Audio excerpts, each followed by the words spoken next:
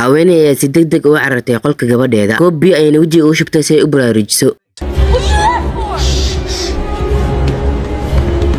wax yar kadibna tuug ayaa Salim Falan ugu soo orday ayaga. Jadi si dhaxsal ay gabadheeda u qabatay, waxayna u jeesatay dhinaca wiishka. Waxayna gudaha u galeen wiishka, albaabka ayna si xoog u xireen. Guriga wuxuu lahaa 4 dabaq. Tuugadan waxay joogeen dabaqyada 2 ilaa 3. Jadi gabadheedan waxay ka bilaabeen dabaqa 4. Waxay isku dayeen inay si degdeg ugu degaan dabaqa 1. Tuug ku sugnaa dabaqa 3 ayaa arkay dhaqdhaqaaqooda. Wuxuuna orday dabaqa 1 si uga hortago. Markii ay xaaladdu adkaatay, gabadha ayaa xasuusay hooyadeed in dabaqa 3 uu ku yaalo qol amaan ah. Wiishku wuxuu gaaray dabaqa 1, kadibna Salim Falan ay ugu noqday dabaqa 3. Tani waxay siisay waqti ay kaga hormaraan tuugada. markii uu wiishka istaagay dabaqa 3, Jadi iyo gabadheeda si degdeg ay uga baxsadeen. waxayna galeen qolkii amniga. albaabkii ay xireen daqiiqadii ugu dambeysay ka hor inta aysan tuugada iman.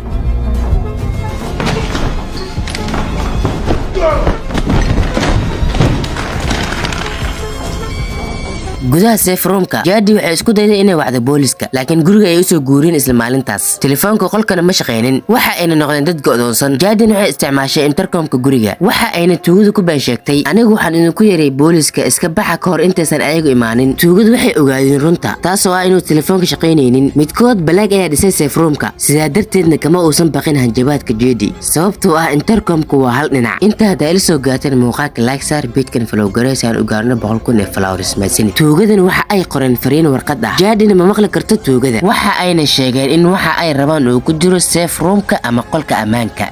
haddii albaabka la furan way sii deynayaan. Jadi si cad ayay u diiday, waxayna fahansayd inay been tahay. hogaamiyaha tuugadana wuxuu rabay in saqafka laga jabiyo si gudaha loogu galo, laakiin balaag waxa uu sheegay gudaha derbiga wuxuu ka samaysan yahay bir adag oo aan la jebin karin, banaankana lagama furi karo, gudaha kaliya ayaa laga furi karaa. tuugadu markay garaaceen derbiga, dariska ayaa cabasho sameeyey. waa ayna ku xanaaqeen, waxayna bilaabeen inay derbiga garaacaan. Jadi iyo gabadheedan waxay ogaadeen in darisku maqlayo wax, waxayna si xoog leh u garaaceen derbiga si ay gargaar u dalbadaan.